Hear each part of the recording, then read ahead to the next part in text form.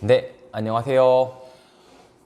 제가 저번 영상에서 그 M2분의 M1, 다시 말해서 이제 M1 같은 경우는 우리 지갑에 있는, 그냥 이런 지갑에 있는 돈, 언제든지 꺼내서 쓸 수 있는 돈이 M1이라고 그랬고, M2는 이제 정기예금, 이제 기간이 정해진 은행 금고안에 들어있어서 바로 꺼내 쓸 수는 없는 돈이요.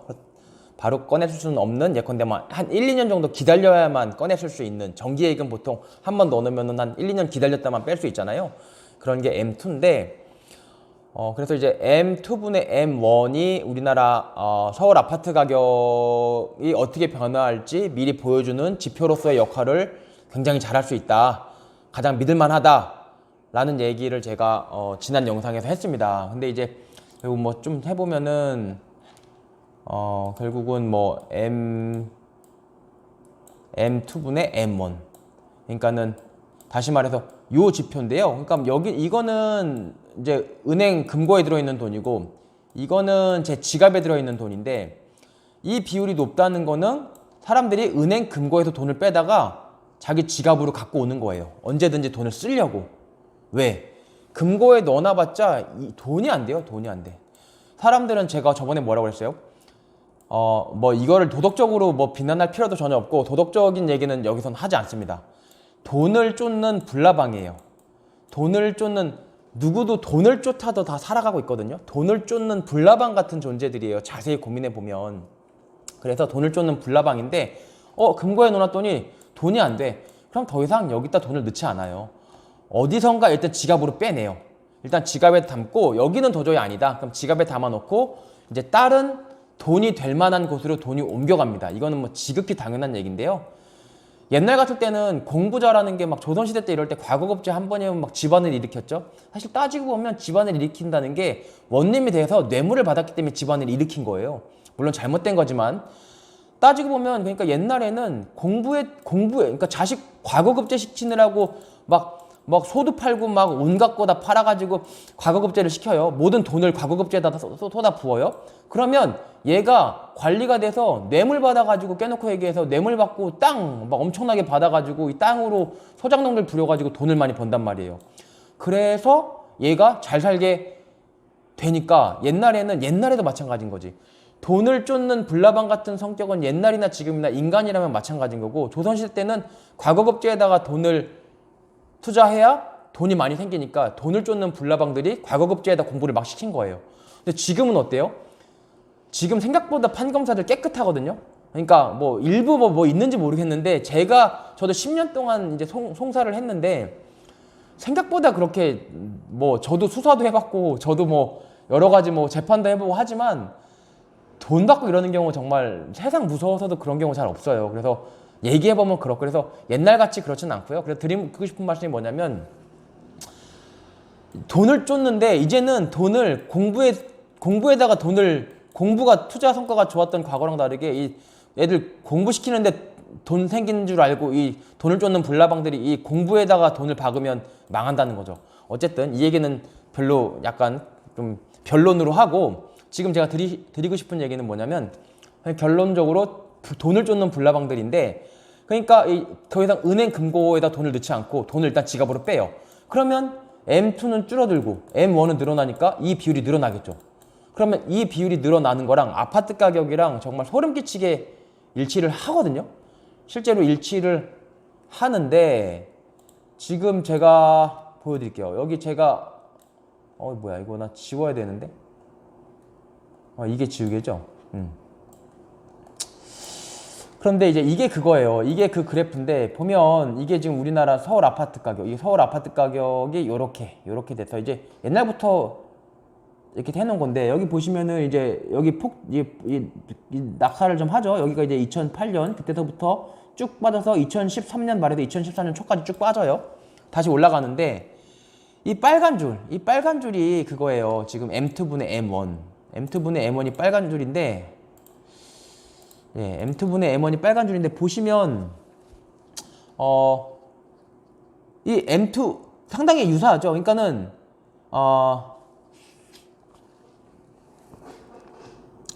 이제 M2가 이제 계속 좀 하강을 한단 말이에요. M2가 하강된다는 건 뭐예요? 사람들이 M2 분의 M1이니까 지갑에서 돈 빼다가 은행에다 갖다 넣는 거예요. 그러니까 계속 줄어들어요. 계속 줄어들면 어쨌든 이 시점에 아파트 값이 1986년이에요. 이게 86년. 86, 87 해서 쭉쭉쭉쭉 올라서 언제까지 올랐어요? 막 노태우가 막 분당 재개발하고, 분당 그 신도시 개발하고, 저 초등학교 때인데 기억나요? 막 강남 살던 애들이 막 분당으로 막 이사가 그랬어요. 어느 날 보니까 막 애들이 이 전학을 막 가요. 너 어디 가냐? 막 다 분당 간대요. 실제로 저 초등학교 때 그랬거든요. 한 4, 5학년 됐을 때를 기억하는데, 그래서 그때 분당 이사 간 애들 많았어요. 그때 이제 막 노태우가 공급하면서 쭉 오르던 집값이 이제 어느 정도 이제 하향 안정세를 찾아가게 됩니다. 근데 이 얘기를 왜 드리냐면, 물론 노태우 효과도 있지만, 공급도 공급이지만, M2분의 M1 측면에서 봐도 금고에서 돈 빼다가 자꾸 지갑으로 옮기니까, 글씨가 너무 안 펴지네. M1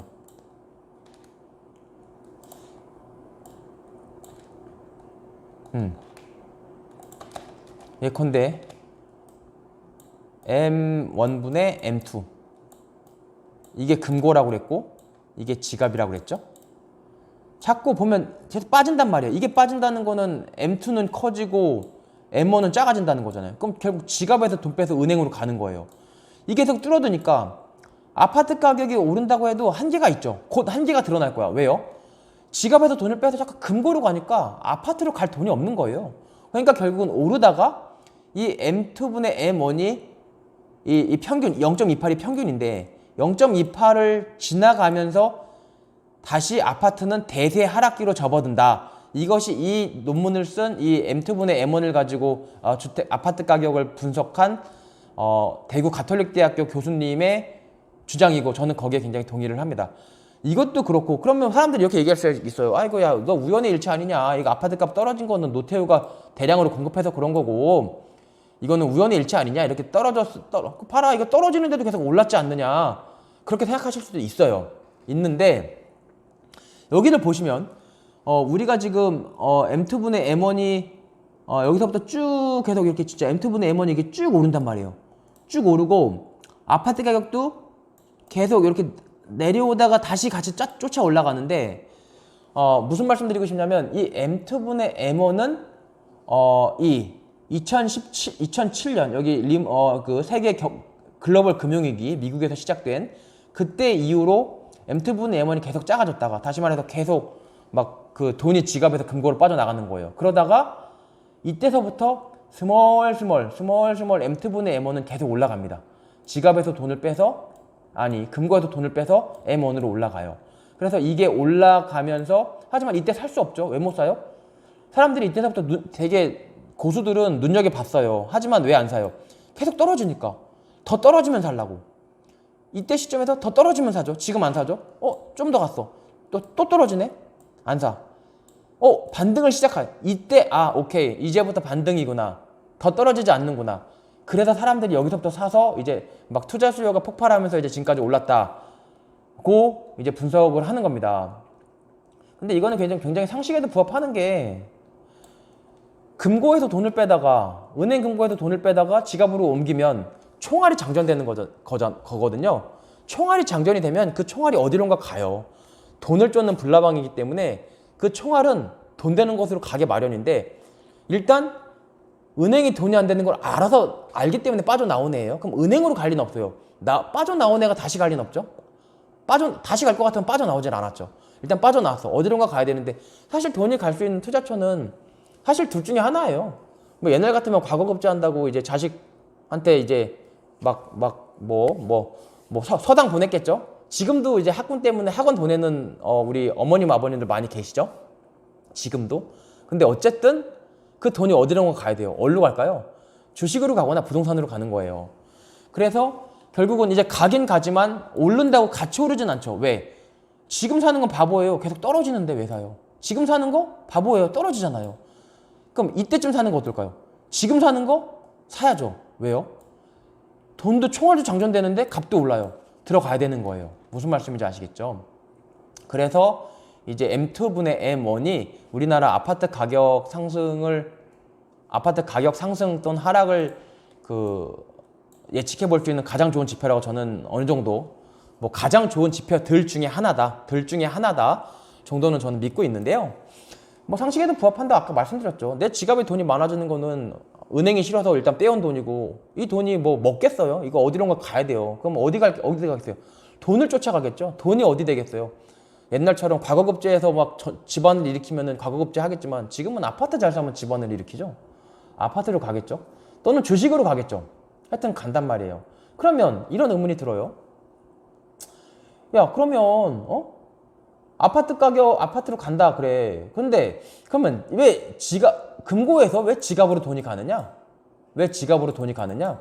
금고에서 지갑으로 돈이 가서 M2분의 M1이 늘어나서 아파트 가격이 오른 다음에 주식 가격이 오른 다음에 그럼 왜 가? 간단하죠. 돈이 안 되기 때문에 가는 거예요. 그럼 돈이 왜 안 돼요? 그럼 우리가 은행에 돈을 왜 넣죠? 이자 받으려고 넣죠. 근데 이자가 떨어져. 그럼 돈이 안 되는 거예요. 그래서 보면 이자율하고 M2분의 M1은 굉장한 밀접한 관계가 있고 그게 또 아파트 값이랑 밀접한 관계가 있으니까 결국은 금리하고 아파트 값하고 굉장히 밀접한 관련이 있다는 너무 또 어떻게 보면 당연한 얘기가 도출이 돼요. 근데 여기서 당연한 얘기 하려고 제가 영상을 켰을까요? 지금까지 들은 사람들 이럴 수 있어요. 야, 아파트 금리 오르면 아파트 값 떨어지는 거, 금리 오르면 아파트 값 떨어지는 거 세상이 다 아는 거 너 그 얘기 하려고 지금 이렇게 뭐 영상도 키우고 그러고 있냐? 그렇지 않죠. 지금 어떤 얘기를 하고 있을까요? 금리 오르면 아파트 값 내리고 금리 떨어지면 아파트 값 오르는 건 다 알아요. 근데 얼만큼 올랐을 때 아파트 값 영향을 받을까요? 금리 0.5%, 0.7% 올랐어. 아파트 값 영향 받을지. 아니면 0.7에서 2%로 올렸어. 그럼 아파트 값 영향 받을지. 이 말씀을 드리고 싶은 거예요. 반대도 마찬가지죠. 금리가 얼만큼 떨어지면 아파트 값이 슬슬 움직이기 시작할지. 구체적이지 않으면 우리는 투자를 할 수 없어요. 아, 금리 올랐대. 야, 뭐야, 아파트 값 떨어지는 거 아니야? 아, 걱정돼. 여기서 끝나면 아무것도 못해요. 그리고 이 말은요, 지나가는 사람 아무나 붙잡고 말하면 한마디씩 다 해요. 부동산 들어가 보세요. 부동산 사장님들 한마디씩 다 해요. 그래서 어떻게 할까요? 아, 지금요, 금리가 예컨대 0.75%인데요. 0.175%될 때까지는 제가 볼 때는 과거의 사례를 비춰볼 때 이러이러하기 때문에 사람들이 지갑에 있는 돈을 다시 은행에 넣지 않아요. 따라서 지금까지는 아직은 괜찮습니다. 아직은 아파트값 떨어질 때 아니에요. 만약에 M2분의 M1이 예컨대 뭐 2.8로 28%로 떨어진다든지 또는 금리가 1.75% 또는 2%까지 획기적으로 올라가지고 사람들이 좀 불안감 느껴서 예전에 사례를 보면은 이제 사람들 지갑이 이제 은행으로 들어가기 시작하거든요. 그런 경우에는 조금 조심하셔야 됩니다. 떨어질 수도 있어요. 그때쯤 되면은 조금 좀 주의하십시오. 이제 떨어질 때가 왔습니다.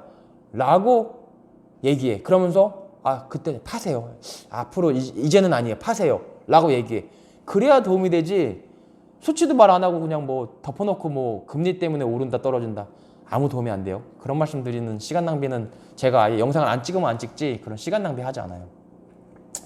그래서 물론 많이 좀 봐주셨으면 좋겠는데 예를 한번 들어볼게요. 그럼 여기 보시죠. 이거는 잘 봤고 이걸 이제 제가 이게 어디서 갖고 온 거냐면 저는 이거 그 통계청 한국은행 사이트에서 한국은행에서 M1분의 M2를 제가 다 긁어왔어요. 1986년 70년부터 자료가 있는데 이제 70년부터는 M1만 쭉 있고 M2 광의 통화는 86년부터 있더라고요. M2, M1 어려워하지 마세요. M1은 뭐라고 그랬어요? 내 지갑에 있는 돈이 M1이고 당장 써야 되니까. M2는 뭐라고 그랬어요? 1년이나 2년짜리 정기예금 당장은 못 써. 좀 기다려야 돼. 이런 애들. 아니면 딱 꺼내 쓸 수는 있는데 막 위약금 내야 되는 애들. 그런 애들이 M2예요. 은행에 있는 애들 맞아요. 금고에 있는 애들. 쭉 제가 뽑아갖고 와가지고 이렇게 제가 한번 그래프를 그려봤어요. M2분의 M1을 아까 이런 식으로 제가 이제 이 교수님이 이렇게 해놨는데 제가 실제로 그런지 한번 검증했어요. 근데 실제로 그래요. 이 보시면 실제로 왜 그러냐? 지금 이 교수님은 이게 좀 이렇게 좁혀놔가지고 이렇게 생겼는데 요렇게 생겼잖아요. 이게 여기까지고 쭉 올라가죠. 이게 저는 이제 넓게 늘려놔서 이래요. 쭉 올라갔다가 울퉁불퉁하다가 여기 울퉁불퉁하다가 내려오죠. 여기 내려오죠. 쭉 내려오죠. 쭉 내려온 게 여기예요. 쭉 다시 좀 올라가죠. 다시 이렇게 올라가고 여기서 잠깐 꺾였다가 다시 올라가죠. 지금 여기예요. M2분의 M1이. 그래서 똑같은, 제가 보니까 이 교수님, 그러니까 이 교수가 쓴 게 굉장히 뭐 맞아요. 잘못된, 제가 한국은행에서 직접 긁어와서 제가 그래프 그린 거거든요. 그래서 이걸 보시면 이렇게 돼 있는데, 이걸 그래서 쭉 보시면 제가 이 얘기를 또 왜 드리냐, 쭉 보시면 제가 기준금리 인하한 거를 제가 한번 살펴봤어요. 빨리 갑시다. 잠깐만, 이렇게 가면 나겠다. 기준금리가 2004년, 빨리 보자, 빨리.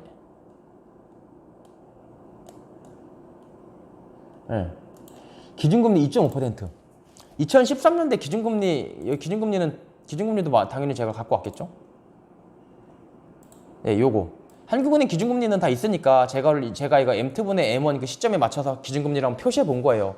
2013년 5월, 그러면 여기 보면 2013년 8월, 5월, 네, 5월 2.5%. 2.5%. 제가 이걸 쭉 여기다 표시를 했거든요.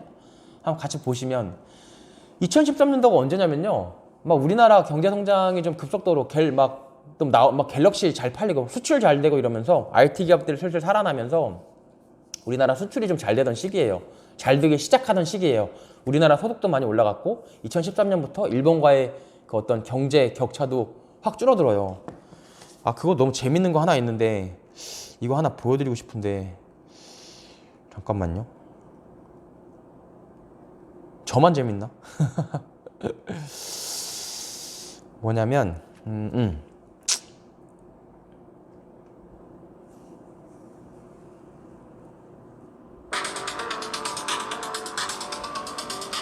이거 보시면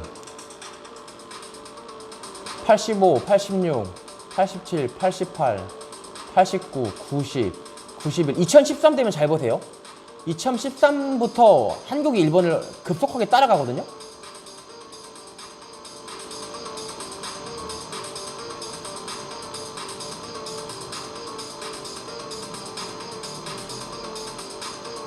네, 지금부터 이제 보세요. 일본 플러스 터지고 미국은 이미 회복을 하고 있을 때고요. 이때부터 한국이 쫓아가요. 네, 2013부터 2010년대 후반까지 한국이 급속도로, 뭐 우리는 힘들었잖아요. 사실 힘들었어요. 저도 2013년도에 힘들었어요. 2014년도에 막 판사 떨어지고 막 진짜 죽고 싶었어요. 저도 진짜 많이 힘들었는데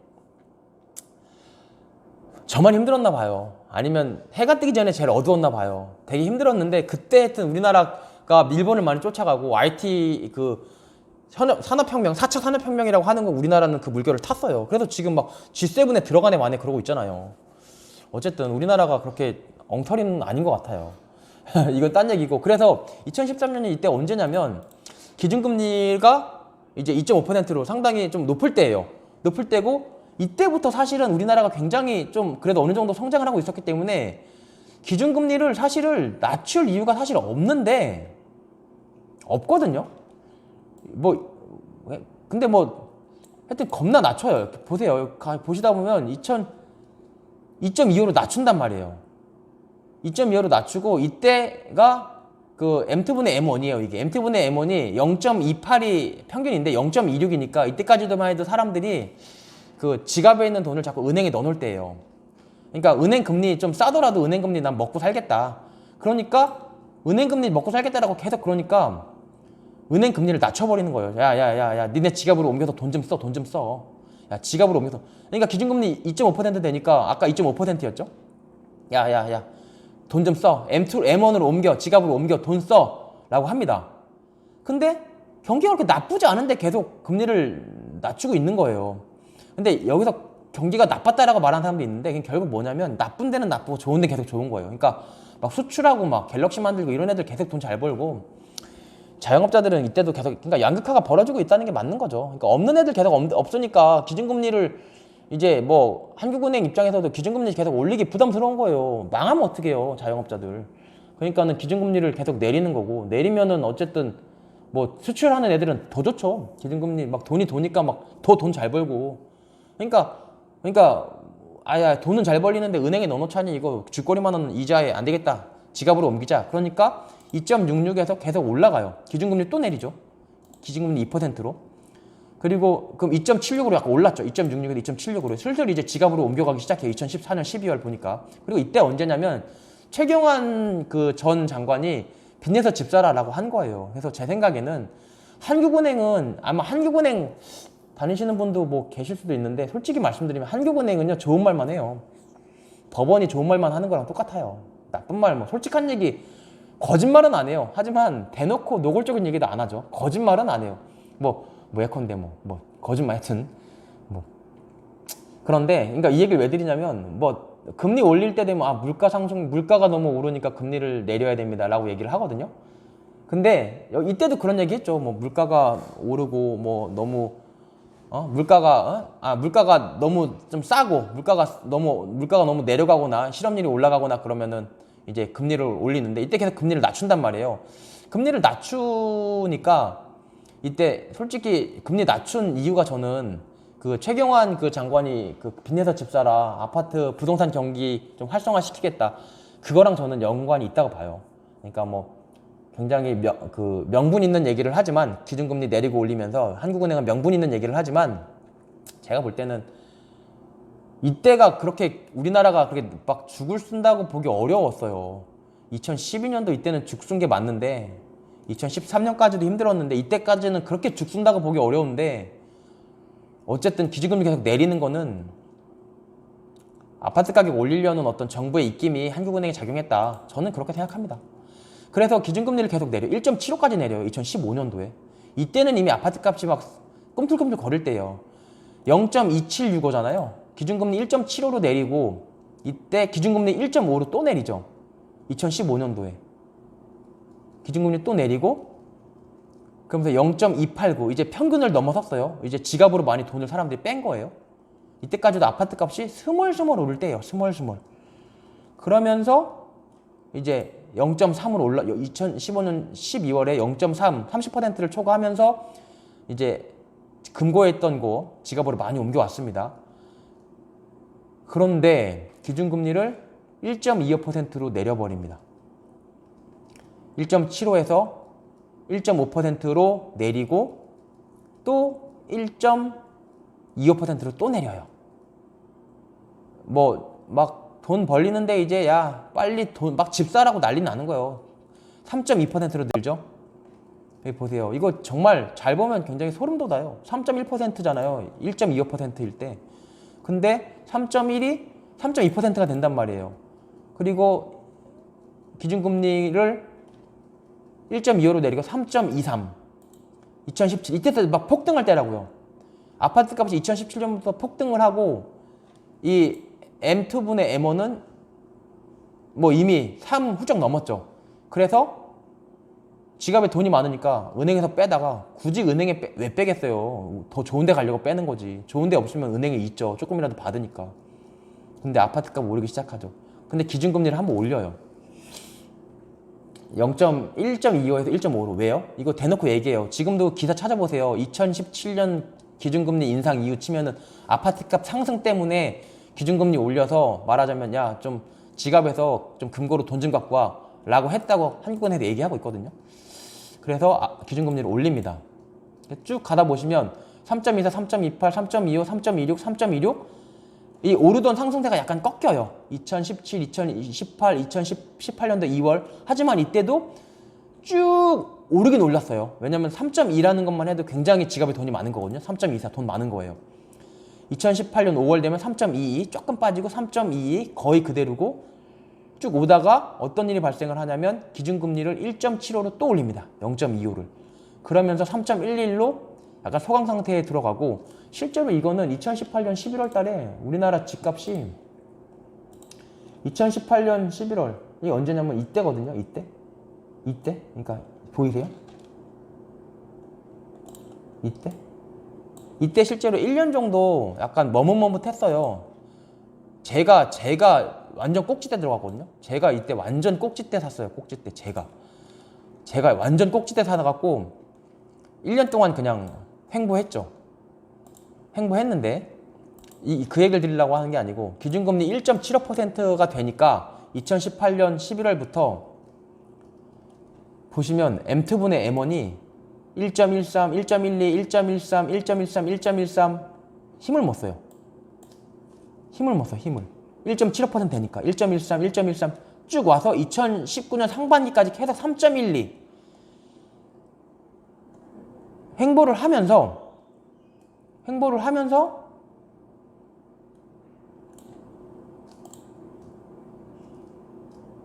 뭐 3.12가 뭔 횡보냐, 3.12만 돼도 올라야 되는 거 아니냐, 너 뭐 괜히 뭐 거짓말하는 거 아니야. 아니에요. 보세요.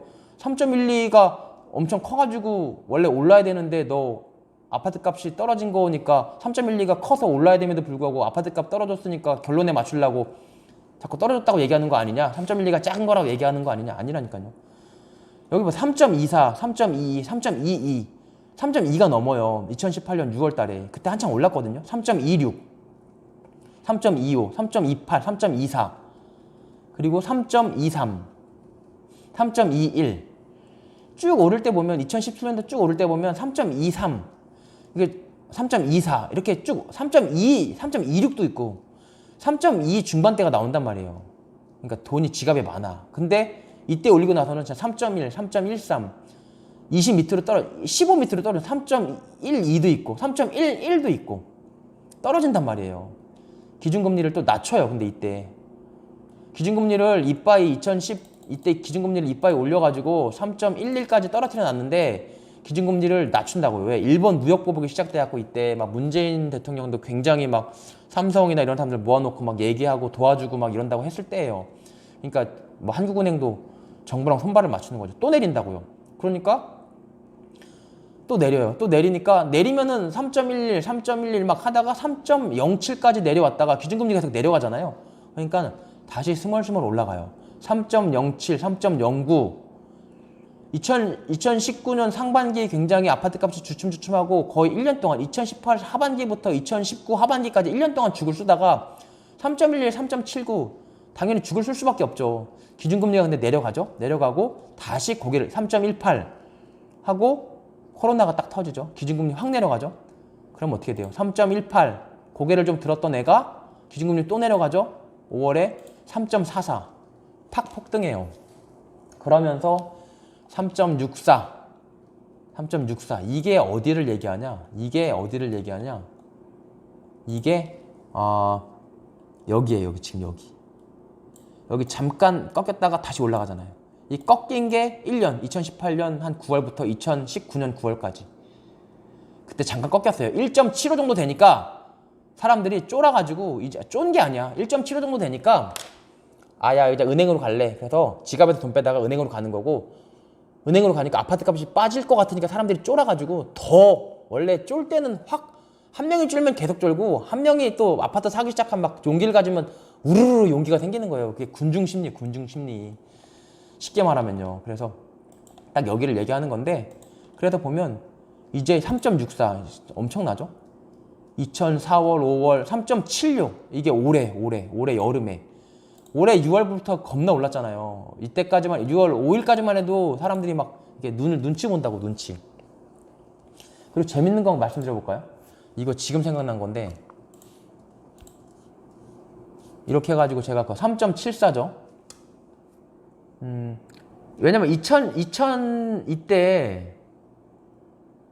2021년 1월부터 4월 5월 이때까지 제가 부동산을 하니까 잘 알잖아요. 이때 이제 종부세가 6월 1일부터 이제 다주택자 종부세 갖고 있으면 이제 종부세가 겁나 올랐단 말이에요. 그래서 종부세가 무서워서 이때 사람들이 많이 던졌어요. 실제로 다주택자들이 막 정부 욕을 하면서 던졌다고요. 막 나쁘다 하면서 던져서 이거를 2030이 좀 받아 먹었어요. 많이 받아 먹었는데 이때 싸게 먹었어요. 왜냐면 6월 1일 지나면 난리 나니까 이때 좀 싸게 먹었다고. 그러면서 사람들이 이놈들 매도인들 너희 쫄리지? 너희들 더 쫄려서 아파트값 떨어질 때까지 안 살 거야. 그러면서 계속 관망세로 돌아서니까 아파트값이 좀 떨어졌는데 지금 뭘 제가 한번 보려고 하냐면 아파트값 떨어진 게 뭐야 이건가? 아파트값 떨어진 게 진짜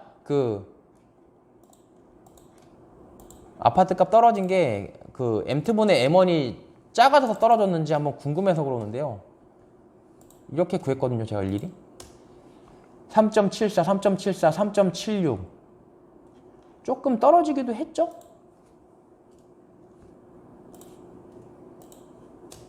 3.68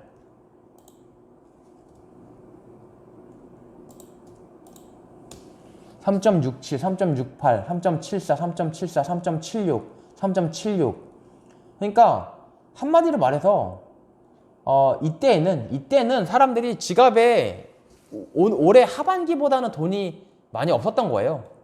3.67, 3.68, 3.7, 3.76 점점 올라가잖아요. 그러니까는 이때는 사람들이 말하자면은 안 사고 은행에 넣어놓고 기다리고 있다가 6월 1일 지나고 은행에서 지갑으로 돈 빼서 돈을 쏘기 시작한 거예요. 그렇게 보시는 게 맞고 실제로 우리 경험치기랑 부합하죠. 1, 2, 3, 4, 5월보다 6월이 훨씬 많이 올랐으니까요. 1.75고 그래서 기준금리가 0.75%를 얘네가 올려요. 언제? 올해 8월에 0.5%에서. 왜냐면 대놓고 이유를 얘기하죠. 그 한국은행에서 아파트값 급등해가지고 0.75%를 올렸다. 그리고 이제 11월 달에 또 한 번 올렸지만 한국은행 자료가 9월 달까지밖에 없어요. M투분의 M1이. 그래서 아마 1%가 됐잖아요, 지금. 지금 1%가 됐단 말이에요. 11월 달에. 1%가 돼가지고 아마 이게 지금 3.76, 3.76, 3.74, 3.78인데 일단 금리가 한번 올라갔으니까 한 이때쯤 돼서는 반영될 거야. 이 금리가 좀 돈이 되니까 무섭다기보다 사람들은 돈을 쫓아간다고 봐야 되니까 지갑에서 빼가지고 이제 은행 금고로 돈이 숑 곧 갈 거란 말입니다. 근데 11월 달에 1%로 0.2 올랐으니까 더 많이 가겠죠. 그럼 아까 처음으로 돌아가서 야 금리 올라가니까 M투분의 M1이 작아지고 M투분의 M1이 작아지면은 너 말대로 총알이 없어지는 거니까 아파트값 떨어지겠네? 맞죠? 맞아요. 그러면 1%로 지금 금리가 올랐는데 1% 올랐는데 아파트값 떨어질까? 한번 과거를 보자고요. 아파트값 어땠나? 아파트값 지금까지 봤잖아요. 지금 좀 더 봤으면 1.75%. 잘 보면요. 1.75% 정도 되니까 2018년 11월 이 보세요. 이때 이미 2017년도 초부터 막 급등하니까 2017년 11월 달에 한번 올렸다고요. 이때 콧방귀도 안 꼈어요. 1.5% 가지고 콧방귀도 안 꼈어요. 그러니까 1.5% 가지고는 나 은행에다 돈 안 넣겠다는 거예요. 그래서 은행에 돈 넣느니 야 나 아파트 사겠다는 거예요. 1.5%쭉 오르잖아요. 근데 1.75 정도 되니까 1년 동안 머뭇거려. 1년 동안. 그러다가 이제 웬걸 기준금리 낮아지죠. 일본 애들이 도와준 거지. 아파트 주인들은 일본 애들이 도와줄 줄은 몰랐죠. 떨어지죠. 일본 무역 보고 또 떨어지죠. 와, 그러니까 그러니까 1.75%라고 하니까는 다 은행으로 도망갔던 애들이 은행이 또 너무 돈을 조금 줘. 다시 아파트. 다시 올라요. 일본 무역 보복한대요. 다시 금리 내려요. 또 계속 아파트를 모여요. 그러다가 웬걸 코로나가 도와줘요. 엄청나게 올라요. 인간적으로 안 되겠어요. 지금 코로나라서 자영업자 엄청 힘들잖아요. 금리 올리는 한국은행은 엄청난 고민이 될 거예요. 그래서 뭐라 그래요? 금리는 올려가지고 아파트 값은 잡고 금리 올라가면 지금 힘든 사람들 더 힘들잖아요. 걔네들한테는 돈을 주겠다는 거잖아요. 대놓고. 그래서 근데 그렇게 해야지. 안 그러면 죽는데. 주긴 줘야죠. 그래서 기준금리 0.75%. 그러면 이제 마지막 결론. 아파트값 어떻게 될까? 답은 있잖아요. 기준금리 0.75%, 1% 가지고 안 된다니까요. 1.5%까지는 끄떡 없어요. 옛날에 끄떡 없었잖아요. 2017년도에 쭉 올랐다고요. 근데 2018년 말에 1.75 되니까 주춤주춤 했잖아요. 근데 일본 도와주고 코로나 도와줘서 다시 올라갔죠. 근데 기준금리를 0.75 그러니까 1.5까지는 뭐 올려도 제가 볼 때는 뭐 괜찮다. 근데 1.75가 되면 팔 사람은 팔아라. 저는 그렇게 봐요. 근데 1.75 근데 우리나라 기준금리가 보면 그렇게 뭐 지금이 상당히 낮은 거고요. 원래 그렇게 낮다고 보기는 어려워요. 한 2.5%, 2013년도만 해도 2.5%였어요.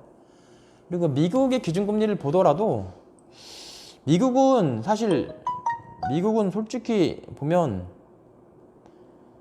미국 애들은 제가 미국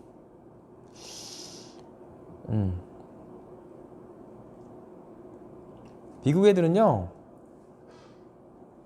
미국 애들 보세요. 우리나라가 여기 보시면 이제 2013, 2014, 2015 우리나라 되게 잘 나갈 때 우리나라 계속 내리거든요. 집사라는 거죠. 근데 미국 애들이 우리나라보다 훨씬 잘 나갔어요. 그때 미국 애들은 그 2008년 리먼 브라더스 사태 터지고 힘들었는데 그때 또 아이폰이 나왔잖아요. 그러면서 막 그 4차 산업혁명 하면서 생산성이 올라가면서 걔네들은 계속 경기가 금방 살아났고 그냥 기준금리 계속 올리는 거예요. 막 물가가 불안하니까. 근데 우리는 계속 내렸단 말이에요. 이게 약간 뭐 패착이라면 제가 볼 때는 이거를 패착이라고 해야 될 것 같은데 뭐 공급 트라우마 같다고만 지금 엄청나게 욕먹는데 하여튼 저는 그렇게 생각해요. 그러니까 박근혜 정부 때 기준금리 많이 낮춘 게 문재인 정부 때 아파트값 오르는데 일조했다. 저는 그렇게 보는데 이거 왜 보여드리냐면 그러니까는 우리나라가 원래 기준금리가 그렇게 막 항상 이렇게 낮은 나라는 아니라는 거예요. 기준금리가 뭐 2%도 있고 쭉 그렇게 해왔죠. 예.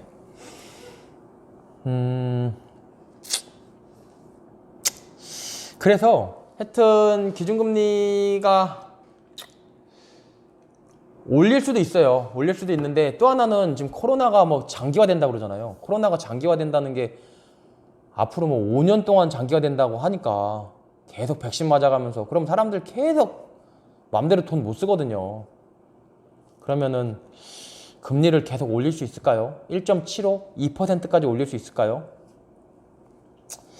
2%까지 올린다, 기준금리를. 근데 2% 올린다는 거는 2014년도 이때 정도까지 올린다는 얘기인데 하여튼 쉽진 않을 것 같아요. 뭐 그게 싫을 것 같으면은 뭐 그렇게 뭐 고민하겠어요. 한국은행이 진지게 올렸죠. 그러니까 그 만만치 않다는 얘기고, 그렇다는 얘기는 코로나가 계속 이러고 있는 한 기준금리 맘대로 못 올리고 그러면 결국은 1.75% 이상 가기 어렵고, 그러면 계속 잘해야 횡보고 계속 기준금리 유심히 보면 돼요, 여러분들이. 그리고 M2분의 M1 이런 식으로 한국은행 사이트 가서 보시면 되고요. 하여튼 제가 열심히 분석한 바는 여기까지고요. 도움이 되셨다면 좋아요 한번 눌러주세요. 제가 다음번엔 조금 더 짧게 하려고 한번 최선을 다해 볼게요. 근데 네, 어쨌든 좋은 하루 되세요.